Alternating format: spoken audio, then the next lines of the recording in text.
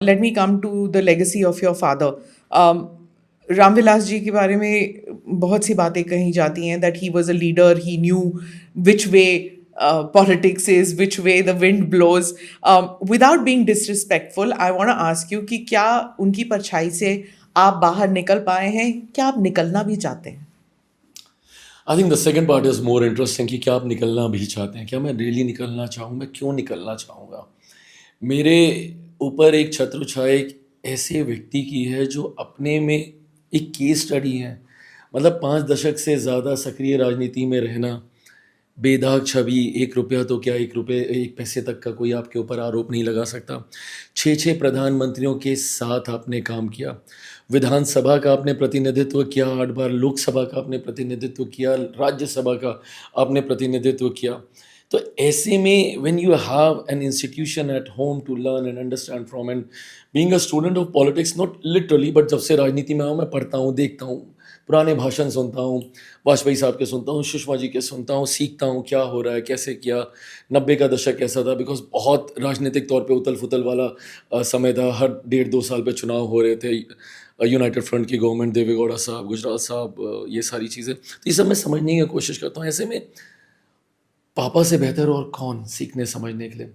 और मैं ये मानूंगा कि हाँ, अब कहीं ना कहीं अगर शैडो इन द सेंस कि जब तक वो थे, of course he was a taller figure, way taller, and you know everything was around him, but उनके जाने के बाद मुझे ये समझ में आया, और जो मैं कई बार अपनी बातों में बोलता भी हूँ, जब लोग बोलते हैं nepo kid nepo kid nepo kid, मैंने हमेशा बोला है कि nepo kid just by the virtue you having a heavyweight surname behind your name doesn't mean कि आप कर ही लोगे। And he is no longer around. And he is no longer around.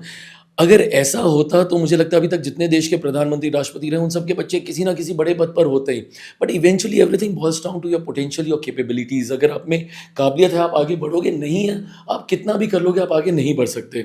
मुझे ये याद है कि हम लोगों ने मतलब 2014 का चुनाव शायद पापा की वजह से मेरे लिए ईजी हो गया चुनाव लड़ना, बट 19 का मैंने अपनी काबिलियत पर जीता, 3 गुना ज़्यादा मार्जिन से जीता, और 24 आते आते तो मुझसे सब छीन लिया गया था। अगर आप 2020 देखें, मेरे पापा गए, 2021 13 जून 2021 मेरी पार्टी तोड़ दी गई, and eventually calling a split in the family also, and 2022 31 मार्च मेरा घर खाली करवा दिया गया, मुझे सड़क पे फेंक दिया।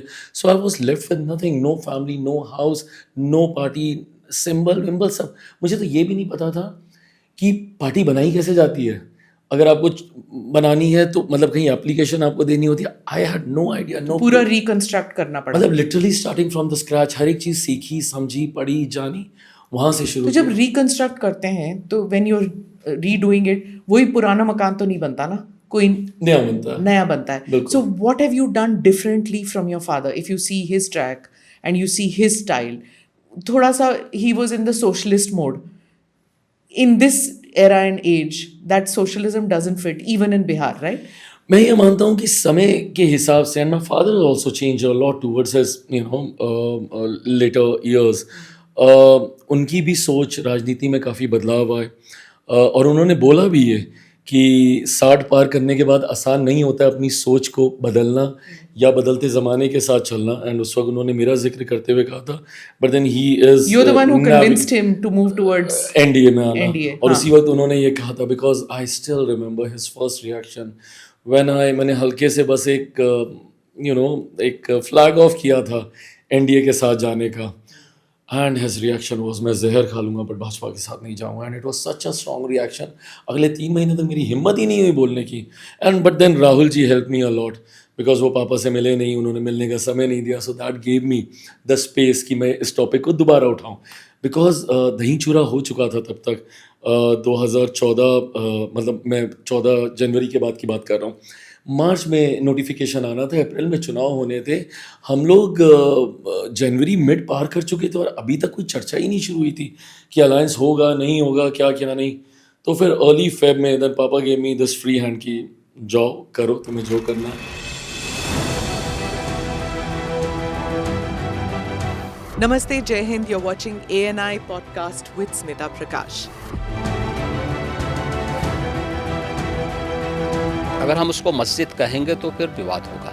The issue is टूटा है क्या भारत? 400 पार का मतलब ये है कि संविधान खतरे में है। क्या हम लोग ये निर्देश देते हैं कि फला को गिरफ्तार करके जेल डाल दें? वही तो कह रहे हैं सब। ये बेबुनियाद निराधार आरोप। सच्चा सुनना चाहो देखो स्मिता प्रकाश ANI, it does not lie.